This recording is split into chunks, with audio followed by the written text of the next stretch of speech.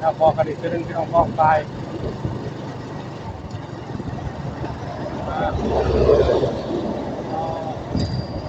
ส่วนเป็น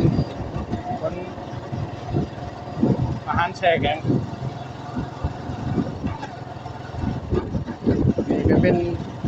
สะพานถามห้วยบ้านน้องหินหรือว่าขัว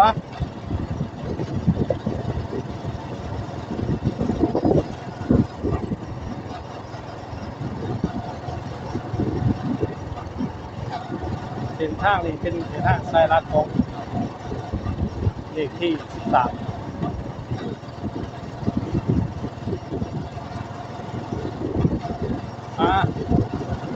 ช่วงนี้จะ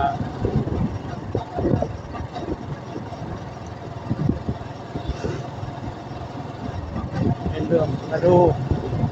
ใกล้สีฮอดหนาฝนครับ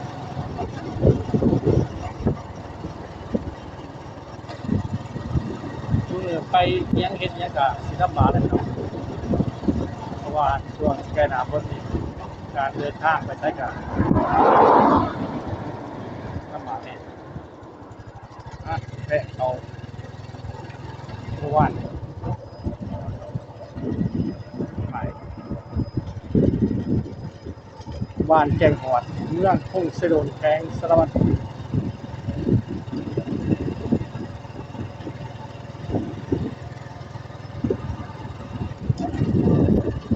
เส้นทางกับชิยาวไปหอดตัวเนี่ยเราว่าแกงหอดบ้านตะทึนทางไปกระเชียงตะทึนบ้านเอกโคตรหน่อยทางนี้เรือดีเนาะเราสมุนเรื่องสีวงว่างแต่ว่าตอนนี้มันเป็นข้อดีการมาชัดจอยกันพอยากว่าได้เรื่องอะไรกันเป็นว่าการเส้นทางของระบบดีว่าการค้าขายธุรกิจง่ายของมันครบสุด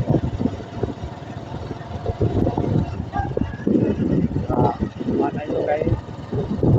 การได้รับการบอกจะออก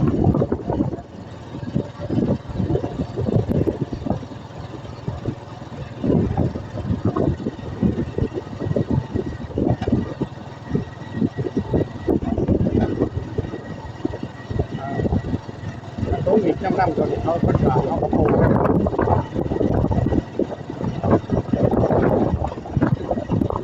มีส่วนผสมของดาวใต้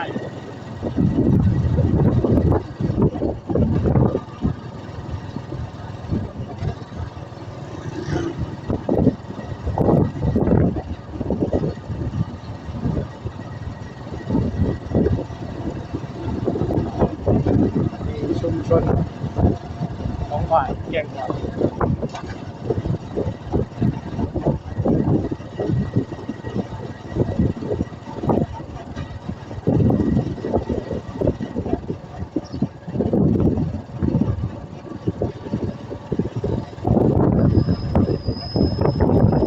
โอ้ลงแห้งเรา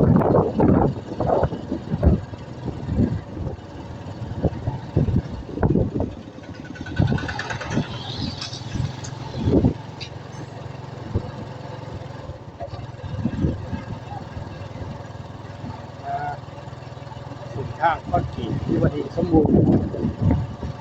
การไปข้างหน้าก็สะดวกสบาย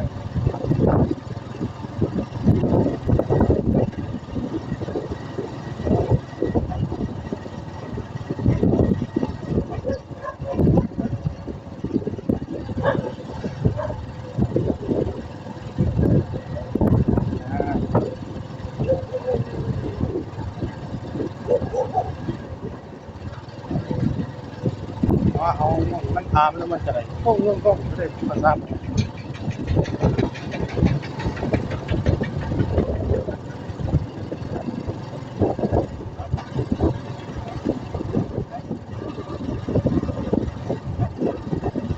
เห็นทางกับประมาณ2 กิโลไปจากนี้วันเก็บคนมากับเหยียบกาวดิ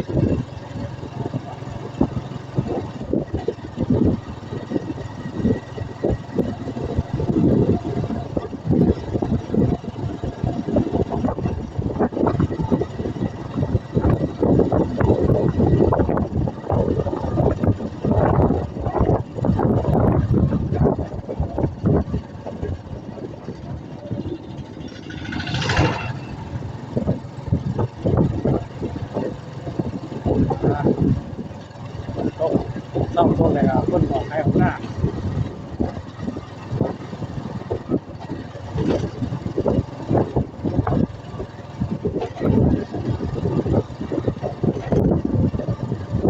นะถ้ามาบางคนมีพวกนี้อาจสิเฮ็ดสร้างคนอาจจะจมว่าโอ้เฮ็ดบุญเฮ็ดทานเฮ็ดทานใจกุศลทานสร้างยอดเลยทำดีมันทำยากแต่เฮ็ดยากมันบอกเห็นแต่เห็นสร้างคนสุดท้ายก็คือว่ากินเฮ็ดชั่วคนนี้ไปว่าเฮ็ดดีก็ดีดีอย่างเงี้ยเฮ็ดคนคิดเนี้ยก็อย่าแต่ว่าเฮาใจต่อเฮาศึกษาให้ดีพวกผิดพลาดได้สิก่อนแต่กรณีว่าเฮาเฮ็ดไปว่าเฮ็ดไปจะได้เป็นคนใส่คนสะท้อนหรือว่าการผิดพลาดหลายแต่เนี้ยทั้งนี้ทั้งนั้นตัวเฮาเชื่อว่าการทำดีตรงใดดีคนทำดีจะได้ดีสัมมาสัมพุทธเจ้าสอนทำดีต้องได้ดีให้กำลังใจสำหรับคนทำดีทำลายไป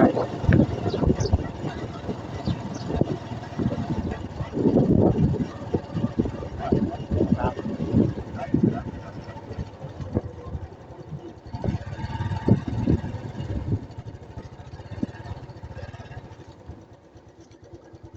มาคิดดีกว่าแล้วก็เสนอกำลังสบายดี